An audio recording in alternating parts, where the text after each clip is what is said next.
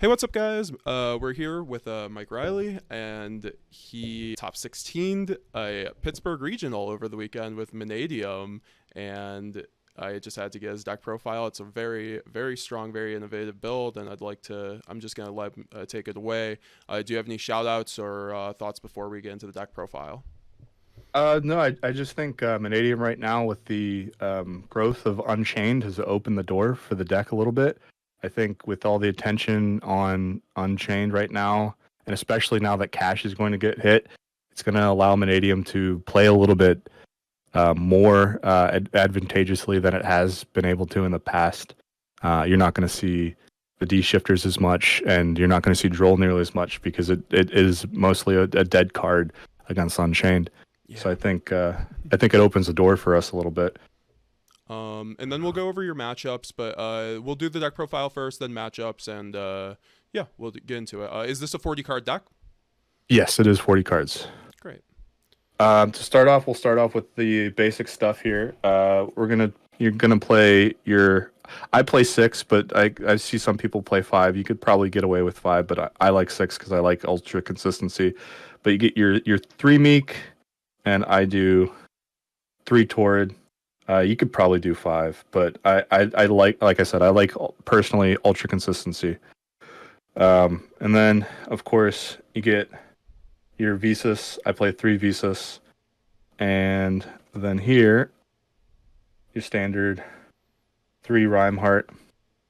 The other thing here I do that not a lot of people do, but I see some people do, is I play three Reichardt. How did you like that? I like three Reichardt a lot for the same reason of consistency. Sometimes your combo is live. Like if you open up field spell, a ball, and Reichardt, you're good. You don't need the search. So it's just a slightly worse version of Rhymeheart here. And sometimes you can bait out a negate by doing the normal summon, and then you get hit with the Ash there, and you're like, oh, okay, I didn't care. So, And you like the three Torrid, though? You wouldn't change that with this build? yeah, well, it's one thing that like I did side it out once just to like make some space for stuff and tried it, and it was fine. I just like the three just to see it more often. I could see reason in different builds and different optimizations trying to do different things, so maybe cutting it down to two. But I like ultra consistency. I like being able to feel like I can combo every time, so I just play three. Totally I, fair. I feel like right now pushing through interruptions is the best way to handle the meta personally, and I feel like the being ultra consistent with your deck, and out resourcing your opponent the best way to handle it right now. So I feel like just being able to see it more often makes it better. Also, And I'm sorry, finish. and if you draw two, it's not too bad. Especially if you pair it with a Rhymeheart, because you can normal effect pop summon, and then you get the special summon of the other one to if you need some sort of like extra help. So like it's not always dead having to, Okay, depending on yeah. your hand. Yeah, no, for sure. And then just for the rest of the cards, would you just want to turn them around because with my perspective, they're actually upside down? Oh, sorry. You're good, bro. Yeah. We can do that.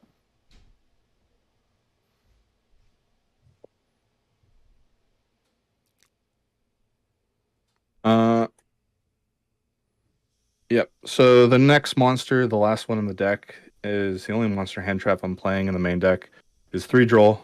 Um, you'll see why right now, and I know I mentioned earlier it's not the strongest right now, and I would agree. But due to the limitations of the Mannadium engine, you can't run any tuner hand traps. I found, especially Yeah. going second, it can if you have the field spell, if you have Peaceful Planet, it turns off really any play you have because like say Peaceful Planet, search a Rhymeheart effects, normal summon, search a ball, you can't summon it. You have a tuner in your graveyard.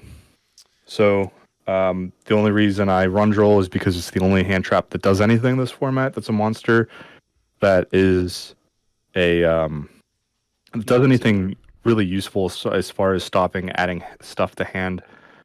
That's a monster. I mean, if I could run Ash, I think Ash is very strong right now. If I could run Ash, I would, but I just find it conflicts too much with the deck. Totally makes sense, and that's a really good point. Like Yeah. I've been seeing a lot of builds running Ash, and like when I've been testing, it messes me up. It, So that yeah, makes sense. I mean, and I've seen some people try to cheat with it too by just ignoring it. Oh boy. Um, Yeah. uh, you gotta play Yu-Gi-Oh the right way. But I just find if you're playing honestly, you can't play the Ash. It just conflicts too much, in my opinion. Especially like that, the going second situation, it just hurts too much. If you play it and you go first all the time, like, okay, it's fine, it's great. But realistically, you're gonna go second sometimes, and it turns off your deck too much. Do you think going into next format you'll keep the droll in? Probably out of lack of other options. Yeah, just for the same Like reasoning. Yeah.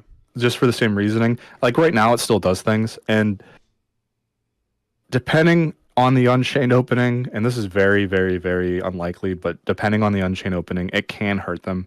Like if they just open up the DDD searching spell, it can actually like cause a little bit of an issue with Unchained. So it's not absolutely dead, but it's not ideal. It's definitely not an ideal card, and more often than not, it's being sided out against Unchained.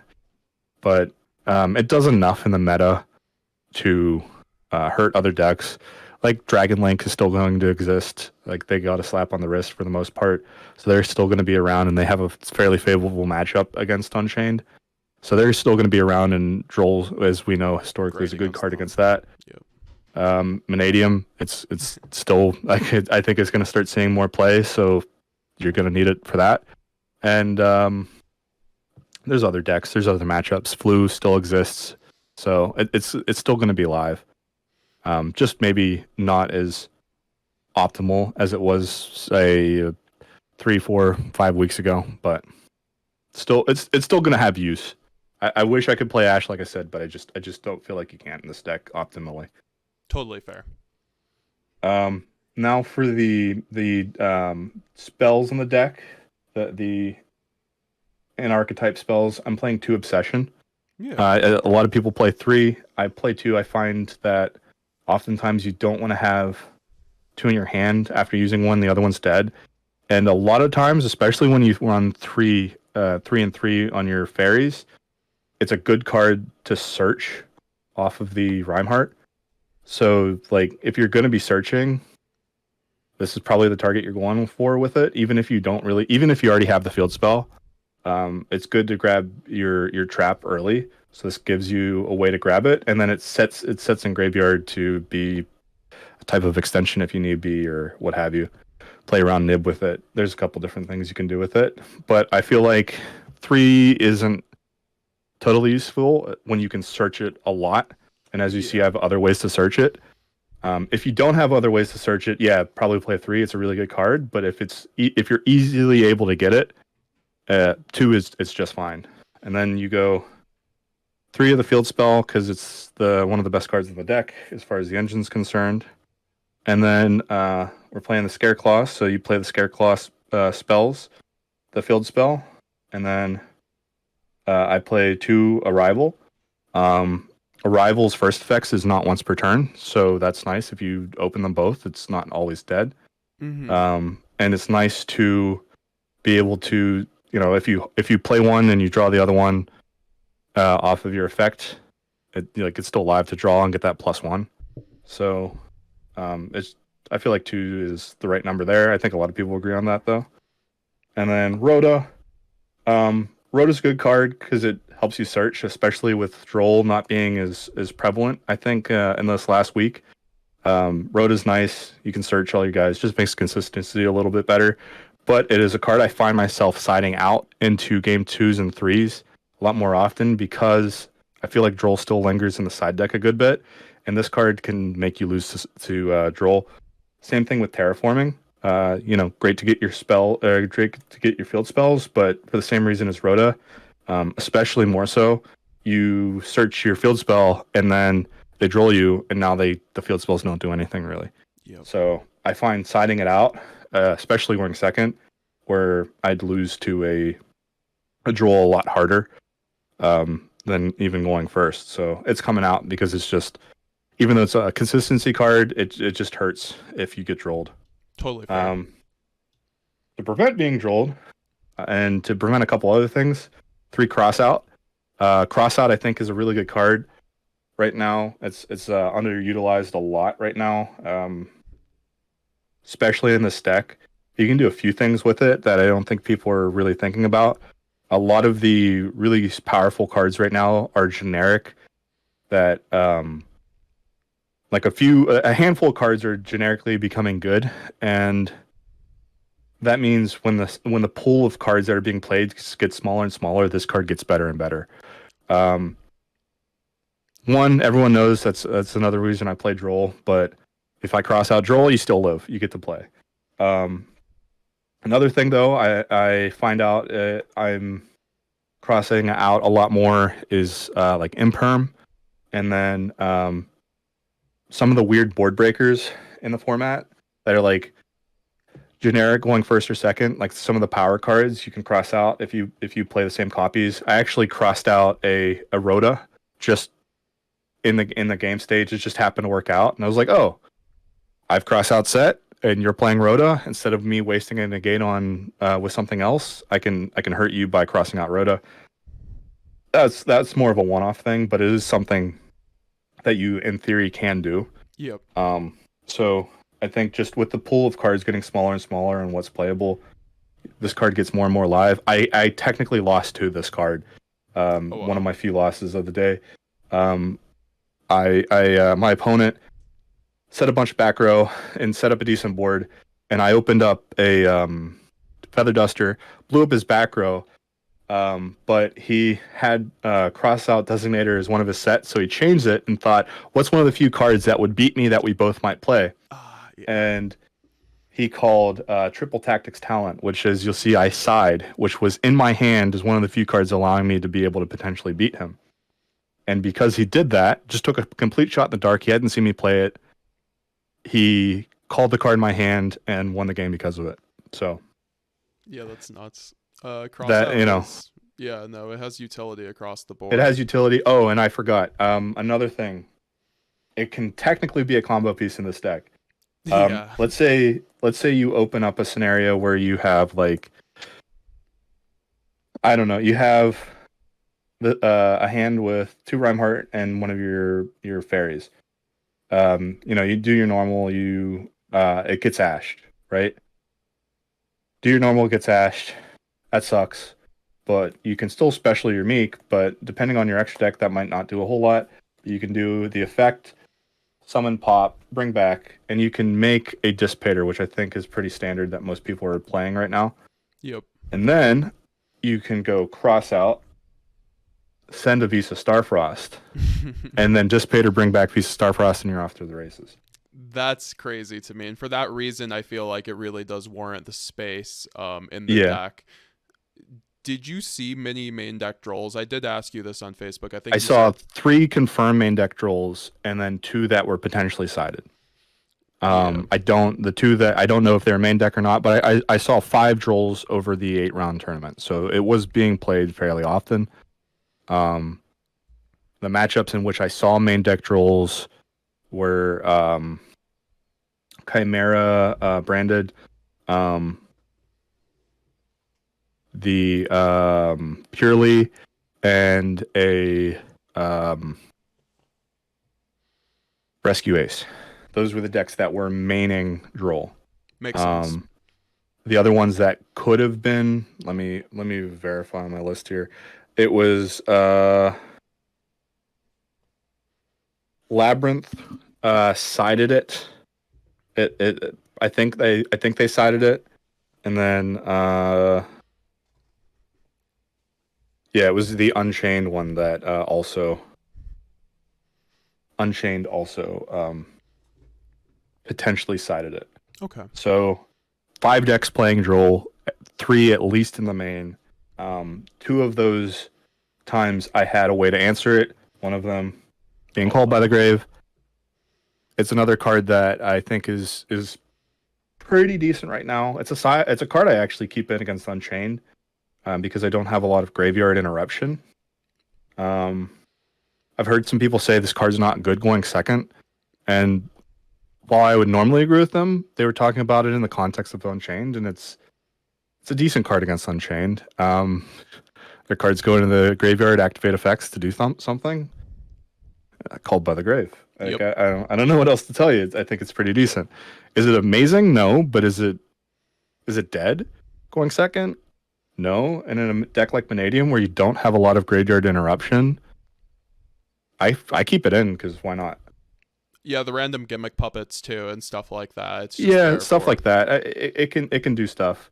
I don't think gimmick puppets being played all that often Yep. right now, but I mean, if it is, but if it is, I got to change the list. I think a lot of the branded players have aimed more towards Chimera. I think on the competitive level, For sure. but um, if it is, I think we got to start looking at Bestials. But I was gonna um, say we'll get to the side deck when we do, but I know you don't have Bestials. But like if a branded meta came, you would probably start putting in Bestials.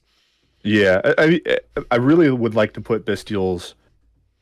There's a card in which I'm thinking about swapping for Bestials. I'll save that and I'll save it for the discussion for the side deck. Sure.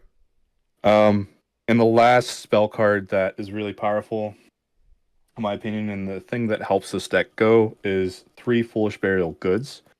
You're asking yourself, what do you send with that? And it's a trap card here.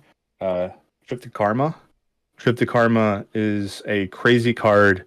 And if it was a spell, it would be a guaranteed 3 of in anyone playing this deck. But unfortunately, it's not. Uh, Trip Karma is a trap that says it has the first effect, which is completely useless. If you control a Visa Starfrost, you can. It's not completely useless. It's not very good. If you control a Visa Starfrost, it turns into an imperm that turns the attack of the monster it's targeting to 0 and increases the Visa Starfrost attack based off the attack of that monster.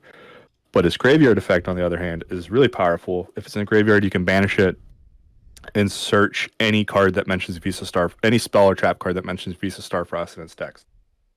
So this card is extremely powerful when you pair it with Foolish Burial Goods because it can get you out of almost any situation as long as you're not under draw. If you don't open up combo, but you open up Foolish Burial Goods, pitch this, and you can get the missing piece you need most of the time. Most of the time, it's the field spell. Yeah. I'll save it if I am insulated in my combo. I'll use it as an insulator where I'm starting my combo and they try to interrupt me by either imperming or ash blossoming something like a light heart effect or a Reich heart effect to prevent me from getting a piece for the combo. Oftentimes they're doing that in an attempt to bait out a negate by they want to bait out the Baron to chain something like Nib. Oftentimes, if I have this in hand and I've already started comboing, I'll just let that resolve and then send this, banish it, search the piece I was going to search regardless. So you can use it to protect yourself and play through interruptions, and you can use it to find and make your combo a lot more consistent, and it helps you just get the combo off more. And then the other hand trap I play is Imperm because it's the most versatile, in my opinion right now, the most versatile non-tuner hand trap that exists. Like I said, if I could play Ash, I would, but I just can't.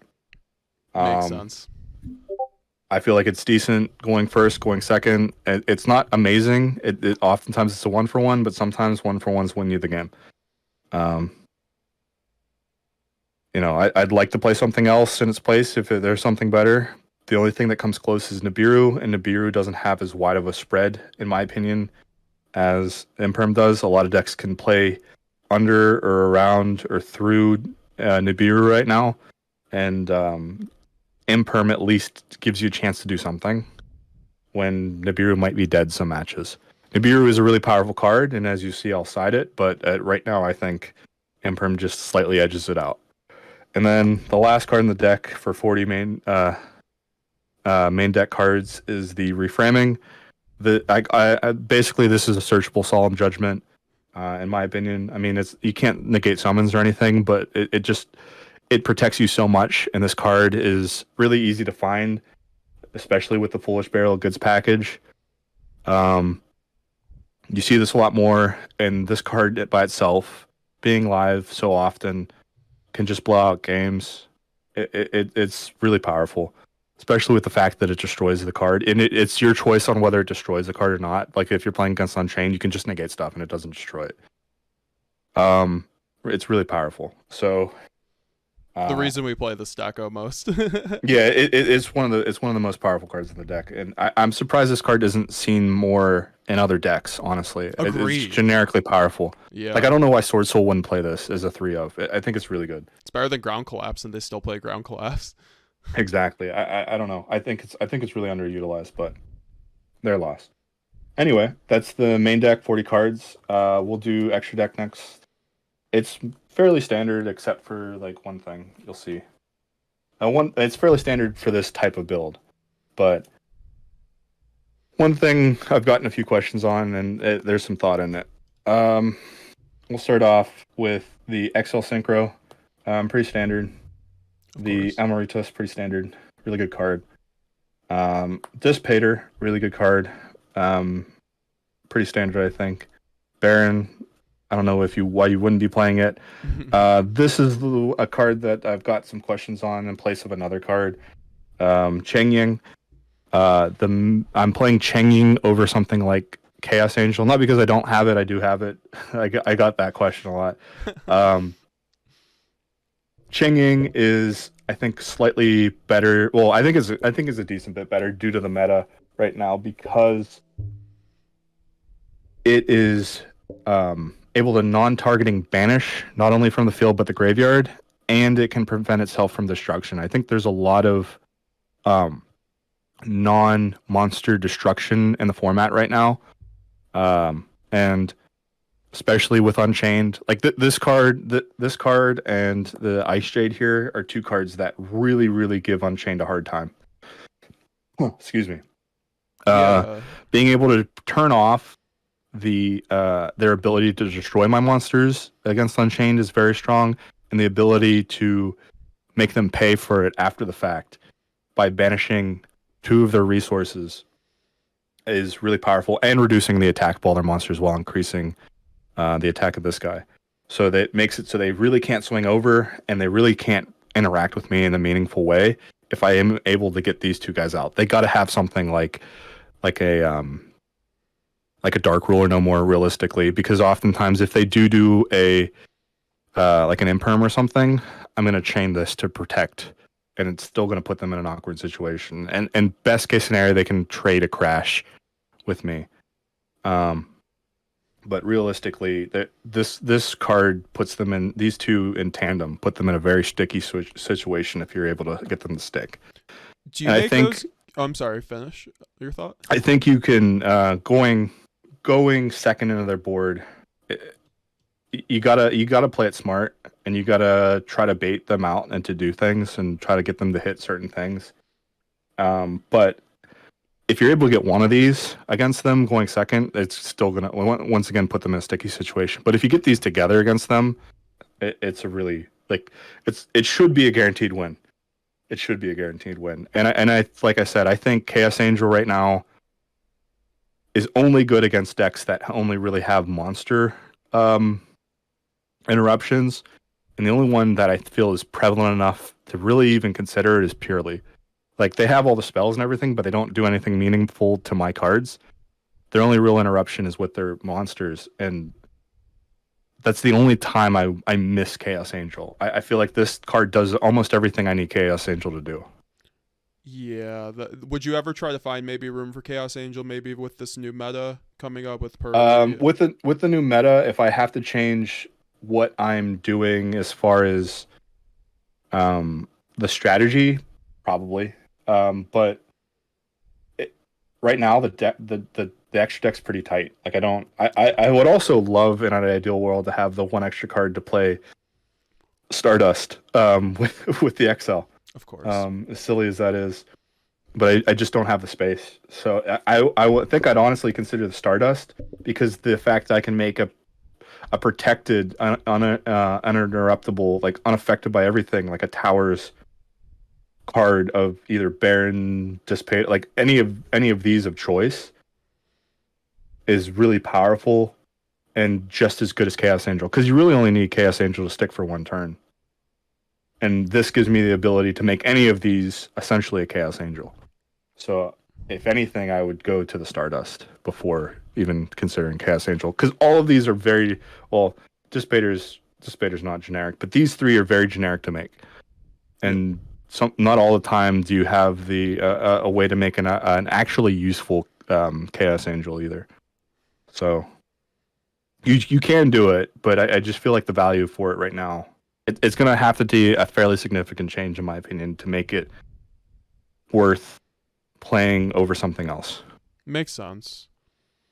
The last few synchros here, and this will give you a heads up as to what I'm doing, is Crimson Dragon, which is pretty standard, but then I'm also playing Bish Balkan and the evil guy, King Calamities.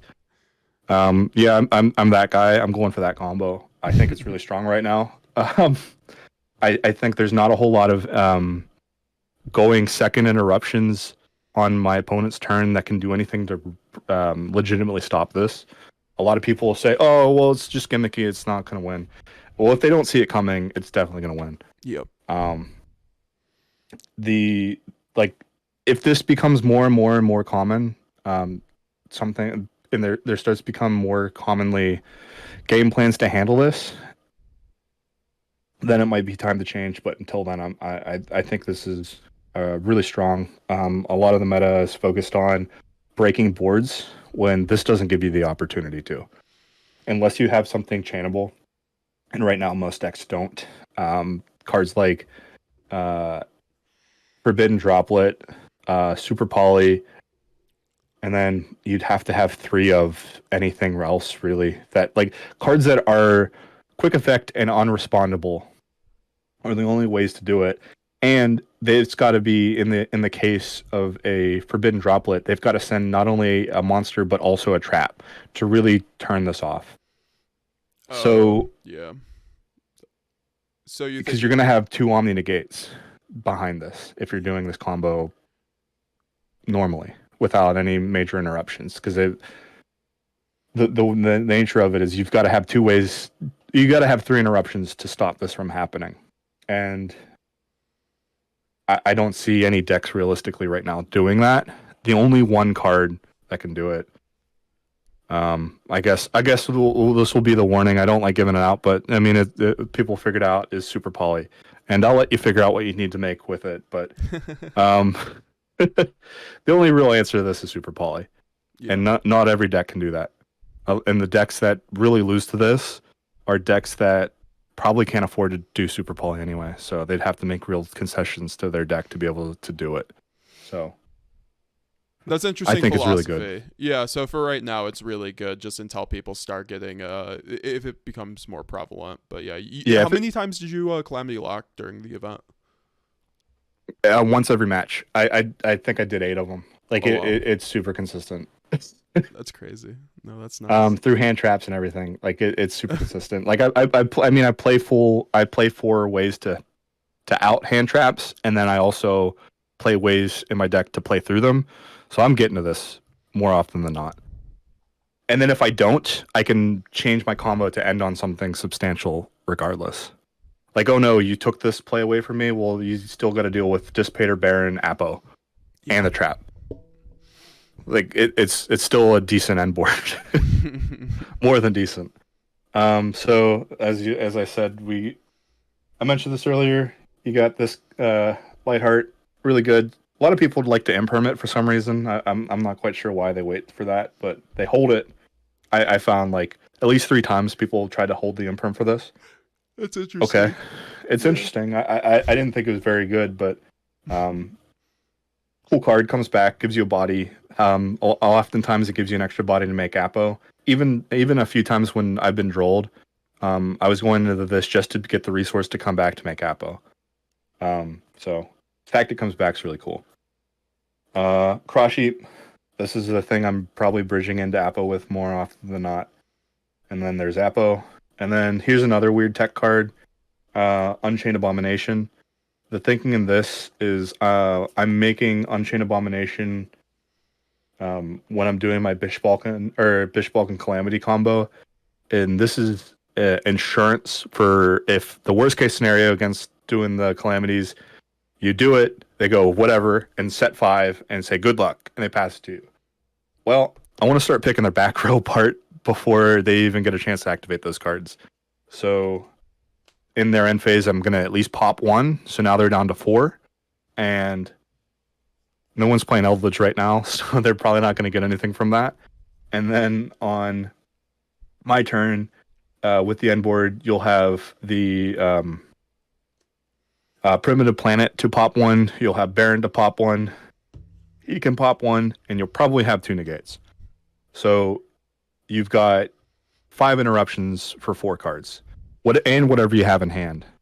So you're probably doing all right against 4 back row set. Like, it's got to be something perfect. I don't know. It's got to be the perfect storm, and it's Yu-Gi-Oh! That never happens. Yep. Except for when it does. But anyway, the last 2 fairly standard, and I only have room for 2. I wish I could play more, but I only have room for 2. And you use 2 in the Calamities combo, so that's not ideal, but 2 Astrolaud. I find if you aren't playing the Calamities combo, you really don't need more than 2. I see a lot of people play 3, and I feel like that's just a waste of extra slot, because the chances of getting what would amount to 3 pairs of Visa Starfrost and one of your warriors in play is really unlikely. And the resource loop is while it's good, I don't think it's going to be that good in a grind game. Like, this deck doesn't grind as well as I've heard people say it does. You want to try to end the game as quickly as possible with this deck. So I don't feel like the third Astrolaud comes up. But if you can find a spot, I mean, by all means. But that's just my opinion. Yeah, since you go through the 2 and the Calamity combo, so for the crackback, it would be nice to have that third. It would be, but I just like I said, this extra deck's really tight, and every card has a space. So the only ones that could in theory come out would be these, but then it would change the whole game plan of the deck. Really? So, wow, yeah. Because with Unchained, the Jimnir and the Cheng Ying is just gonna stay in. How many? Yeah. Did you go against Unchained during the event? Like, did those? Yeah, 2. I had 2. I beat both of them. Oh wow, yeah, and okay. So those cards just put in work. Awesome. Yeah. One game I've got both of them into play, and then the other one I just got the Ice Jade. And then they're just good. One of them I won Calamities game 1, and the other one they interrupted me, and I was able to get both these 2 because I had a sense on what they were playing. But oh no, it actually went first, so I was going second. So I knew what they were playing, and I lost to that. They opened the nuts and got the full combo on me, and I just kind of had a dead hand. I think I opened up 2 Obsession and Terraforming, and then they I think they ashed the field spell. So I was like, oh, these cards are dead. It was just not ideal. Yeah, no, but it doesn't sound that's Yu-Gi-Oh! I ended up taking it, so it didn't really matter. But yeah, these 2 put in work against Unchained like I was planning, and I just don't find Chaos Angel is able to really put up enough of a fight against the meta. Like, every deck right now, the only decks that really don't have an answer at all is purely, and they're probably going to start running kaijus of some sort. You are just or they are no purely because of like the meta, because they need to clear the field without destruction before, so they can play into it. So I could definitely see kaijus being a thing, like Lava Golem, because they don't need their normal summon, which means Chaos Angel's just susceptible to that than anything else. And that's the only deck that I feel Chaos Angel really is legitimately strong. Like, everything else has a way to answer it. So even Flu, they contribute it. So I just feel like Chaos Angel, while it seems on face value is a really powerful card, I just don't find the value of it. And the fact that although it does banish, it's targeting banish, which means it gives your opponent like a better chance to respond. The Cheng Ying doesn't target. So yeah, That's really powerful. For some reason, if you get a dragoon stuck on the board, this deck struggles with the dragoon, but the Changing handles it pretty much by itself. Yeah, no, that's really good utility. Yeah. Yeah, no, that's very solid and very well thought out choices. Yep. So that's the extra deck, and then lastly here the side deck, and it's pretty standard, actually. Well, the fact I'm siding some cards, but like I said, I'm playing Nibiru. Ooh, sorry, upside down. I'm playing Nibiru. Just really good. Nothing more to be said. Of When course. it's good, it's good, and that's why it's in the side deck because you know when it's good. Triple Tactics. Change of Heart's really good right now, but non-targeting Change of Heart is better. So Triple Tactics. That's pretty much all I mostly use it for. But it does siding first, give you something to do under Droll that you might not have been able to do before. So I feel like Crossout's better against Droll, but this gives you something so you can get hand knowledge, rip your opponent's hand apart, do something. I don't play Thrust because I don't have room to put more targets in, and I feel like Thrust is not as great under Droll as in this deck as it would be in other decks. So that's why I just went for straight talents. I was just about to ask that. Thank you. Yeah, because there aren't really many cards you would search that have use other than the one scenario in which you got drolled. That Tactics can kind of do something, I think, a little bit more useful than anything you would legitimately be able to set. Yep, no, that makes sense. The only thing I would think would be Karma Cannon, but like you don't have the space, and then you have one brick, and you're like, you don't want to. The deck's really tight, and just throw in one extra card in there to potentially brick and be nothing. Just in the event that maybe you get trolled, I feel like it doesn't help when this. If you get trolled, you know you can do something with it. Thrust has never felt great in Mannadium to me, so that totally Yeah, makes sense. that's pretty much the whole reason, because the only thing you're gonna thrust is after a droll, pretty much, and then you can't add. So what are you setting? And then you're setting an imperm. Okay, I'd rather just rip the card out of the hand. I'd rather rip. Oh, I see you have this answer. Let me get rid of it. Or well, maybe I could set up some sort of end board, but you have Dark Ruler in hand. Let's get that out of here. Like stuff like that. I've got 2 Lightning Storm, 1 Duster. Debating on whether to run 3 Cosmic, but this worked fine for the most part. The only thinking with 3 Cosmic was it's good. Cosmic is decent against Unchained because you can banish their cards, but they're still respondable, so they can still like chain pop it. So it's not great, but you get it out of play, and then but other than that, I felt like just blowing up back row, and even against Unchained, I'll make them do stuff now. Like I'll make them play on my terms. That was the thinking. Like I didn't really side this, but like if I was blinding and I for some reason I'd sometimes blind in the Lightning Storms because it's semi versatile.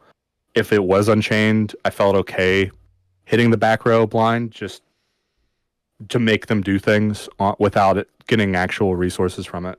That makes sense. I was wondering if you actually did side these against Unchained, but like Yeah, I didn't with purpose, but like sometimes I'd do my Calamity's Lock and I wouldn't know what my opponent was playing because they just scoop. Oh, So in the event they were playing Unchained, the game plan was I still will just hit the back row just to make them do things, because there might be, who knows, some sort of floodgate back there. I don't know. The card that was always coming in against Unchained, because this card puts in work against Unchained, is Evenly. Evenly is very good right now. Yeah, I think it's correct to play 3. That card's insane right now. Yeah, I think this is the best board breaker right now because there's not a whole lot of negation right now in the format. Unchained doesn't really do a whole lot of negating of Spell and Trap, and really the only deck I can think of that does is Mannadium, and you're not siding this in against Mannadium. So Of course. Yeah, I feel like this card does really good against pretty much everything except for purely, but even then, you can take some of their resources away. Yeah, it can help. It can help. It's not great, and I'm probably not siding it against purely specifically, but the blind signing events, this thing's always being sided in. Because when you're running that, you're going to blindside a lot. And the last card, the one I'm questioning the most right now, is Eclipse. I think it has to stay for the meantime because of purely. You need something to do to their towers before they get a towers. Yep. This gives you a play, but this is a thing I'm like the most questioning on, and with Unchained, if Unchained gets more representation, Eclipse, we might have to find room for Bestials, is what it comes down to. Whether Nib goes into the main deck somehow, and Bestials go on the side, and Eclipse stays, or Eclipse goes into the main deck somehow. I feel like Bestials or Druid Swarm specifically is a good way to answer Unchained, but I just didn't have room to fit it for this event, and Cash is still alive for this event, so I wasn't full in on Unchained yet. Totally makes sense, and good thoughts to keep going forward for people who want to play Mannadium. Yep, and then don't forget your tokens because you play Bishop Balkan. Great. And then would you like to go over your matchups for people so they can get an idea of how things went? Yeah, I was fortunate or unfortunate, depending on how you look at it, of not getting any scrub games. I played very solid players pretty much the whole way through. First, I had game one was Labyrinth. That one was actually one of my toughest matches of the day. Very back and forth, and fortunately, I was able to just kind of out-resource them at the very end. That's kind of what I built my deck to do against those matchups. When they get grindy, I'm just kind of try to push through as much as I can and then kill them as quickly as possible. And that's how it happened with Labyrinth. Game two was Chimera. Decent matchup, but I had the better engine. In my opinion, I feel like that deck is simultaneously over and underwhelming. It's hard to explain. Totally it's very agree. predictable on what it's doing, but it does do what it does very consistently. But one of the biggest weaknesses is it relies on having its monster on field. So tactics is a really, really easy way to stop it. If you tactics take their Chimera King of Mythical Beasts fusion, it really turns off most of their deck. So it's a really one-trick pony, in my opinion. It is a really nice deck as far as consistency, but I feel like it's just underwhelming off of the payoff. However, I did lose to that. I'll get to that in a second. Game three was Unchained. That one I talked earlier about.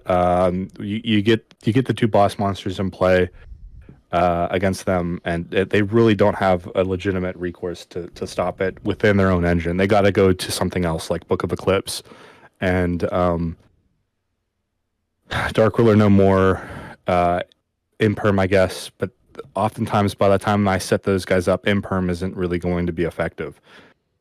And I can chain to the Imperm with the Ice Jade to make it so it's still hard for them to deal with my stuff. The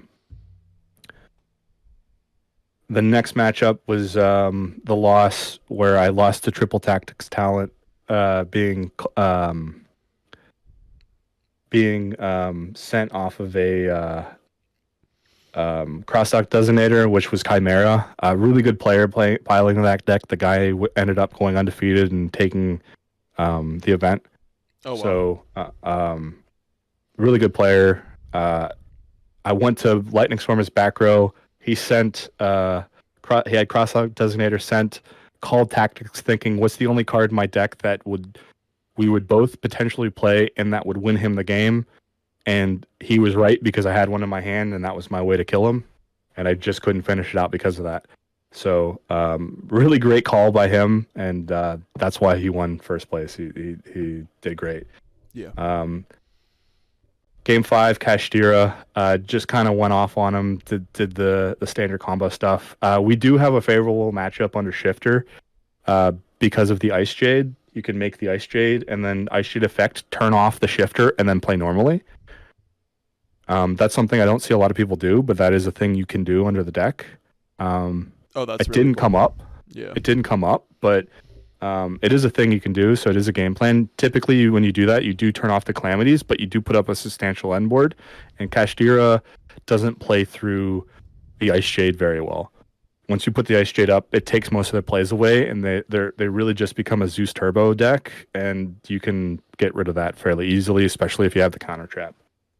Makes sense. Yeah, because you hit the counter trap on their Zeus effect, it destroys it. They can't respond. It's spell speed 3.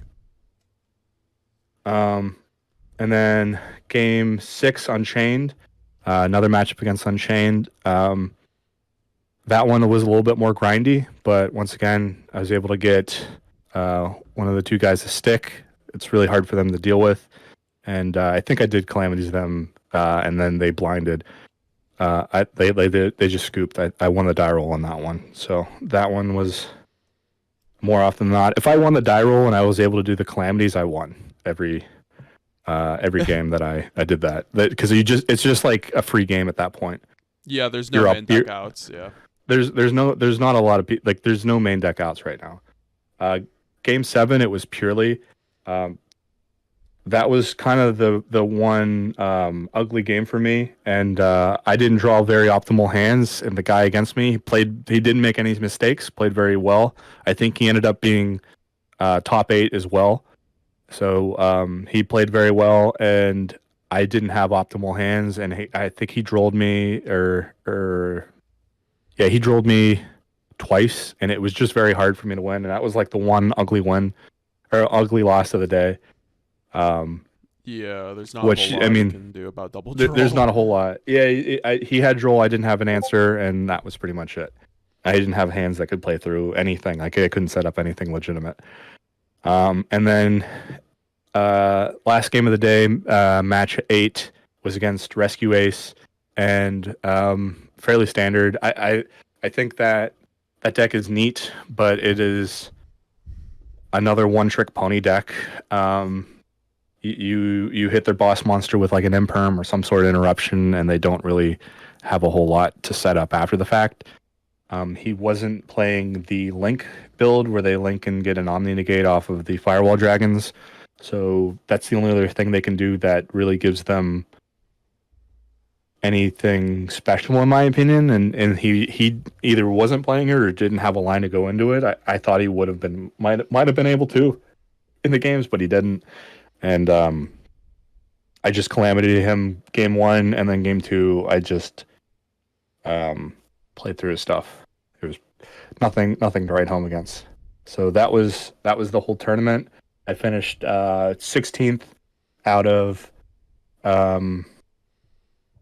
I want to say just short of 300 players after everything was all said and done. And yeah, that was the regional. Awesome. I just want to give a huge congratulations to you, especially for putting like the stack back on the map. Like I also heard, I think at the same event you said 4 other Mannadium or 3 other Mannadium players top. Yeah, I believe it was 3 other. Second place overall in the tournament, I believe, was Mannadium, and 2 guys that were in top 32, I believe, played Mannadium. So I think it was out of, like, there weren't very many decks played, but at least 4 of them topped out of a fairly small pool. I'd say less than 10 players total, and 4 of them topped. I think that gives the deck a pretty good representation. It's a high conversion rate. Yeah. All right. Anyway, here's the calamities combo. This is the most simplified way to do it. Just 2 cards. No interruptions, but you have 3 other cards in your hand to play through any interruptions. So, normal summon Rhymeheart, effect, search obsession, special Torrid, obsession effect, target Torrid. Grab your field spell, and then on a new chain, Torrid effect.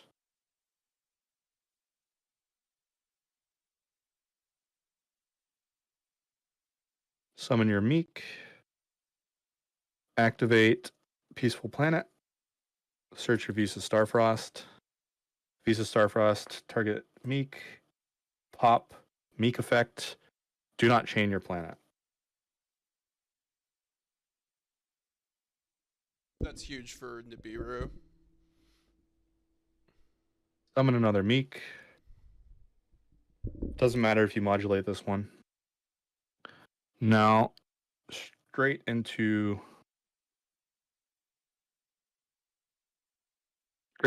Baron. You played around Nib. That's your 5th summon. And then you go banish Astraloud, target Meek. And then based off of what happened in the turn, you can assume if you got in here, they probably don't have Ash, but they could still potentially have a Ghost Spell. So you will go Planet 1, Meek 2.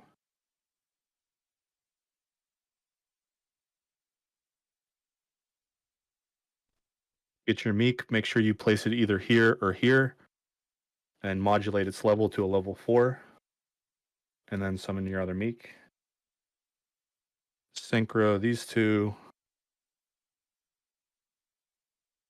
into Crimson Dragon. Crimson Dragon effect, target Baron. Summon Dissipator. Dissipator effect, special back, Visa Starfrost.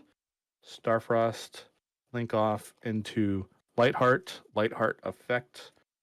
Grab Rectophobia. Activate Rectophobia. Grab Reichart. Special Reichart effect, and you have 3 monsters on the field in defense position. So you can grab and then draw one dead card, but you draw one.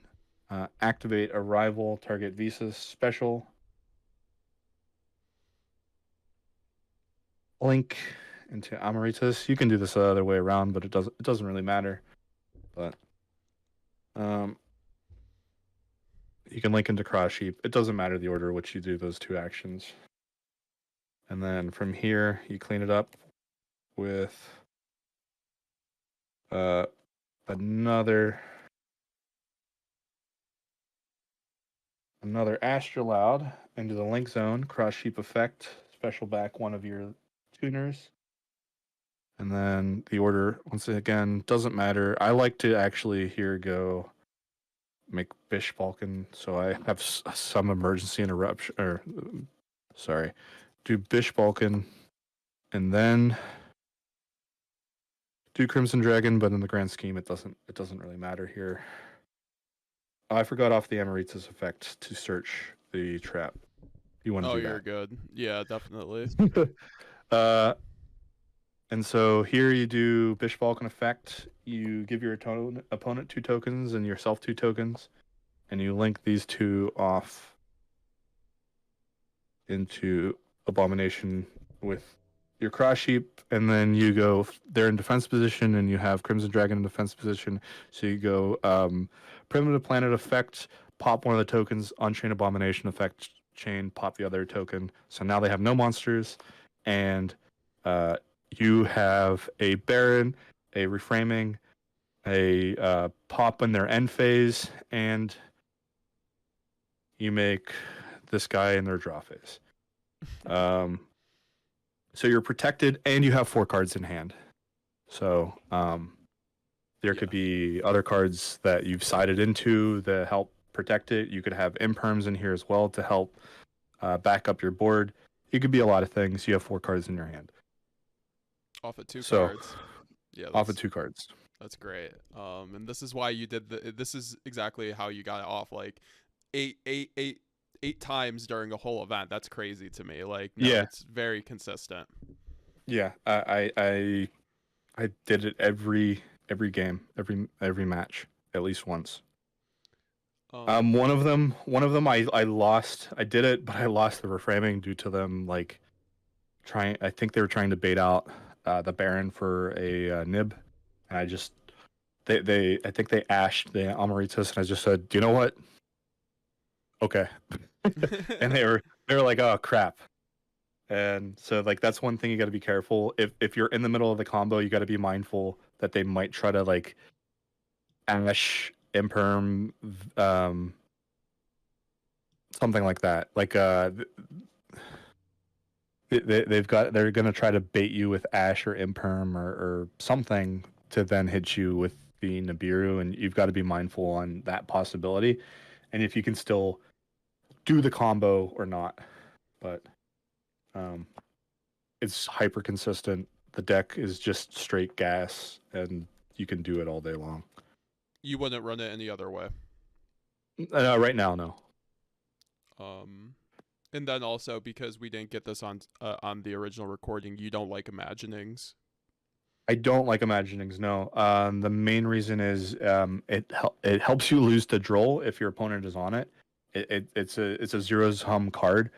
The deck is already consistent enough to not need the draw, the extra card off the draw, and the fact it turns one of your cards into a tuner really isn't live for me. The only corner case at which it might be live is to make XL Synchro, and if you're doing that, you have to have a ball in your graveyard. Like you have to have one of the fairies, and if you have one of the fairies, well, then why did you need to turn one of your cards into a tuner?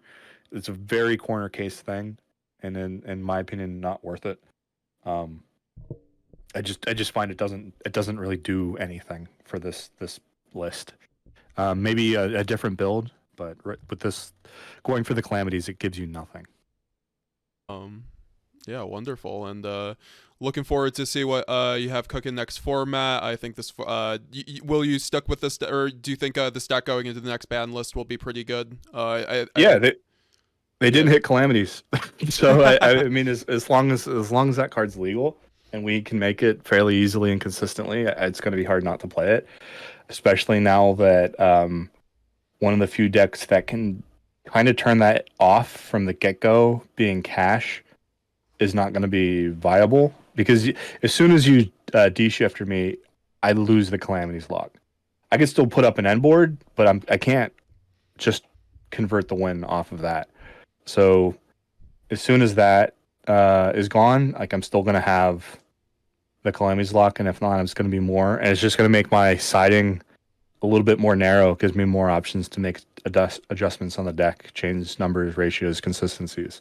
So. And then we have Triloscuta coming up in a month, so wonderful. Yeah, we just get more support. That's the thing. I don't really know what to cut. I have a few ideas, and we'll see. But as far as we get new cards to play with, and I've been testing with them, and right now I'm kind of thinking this format, because there's still a few more events for me in this format. So I'm trying to look ahead, but I still got to keep playing in this meta. So we'll see. Of course, and like I said, looking forward to what you're doing with or how you do with the rest of the season. And thank you very much for showing off your deck profile, and congratulations. And I guess with that being said, we'll be seeing you guys later. Please like and subscribe if you enjoyed this deck profile. See you guys later. Bye now.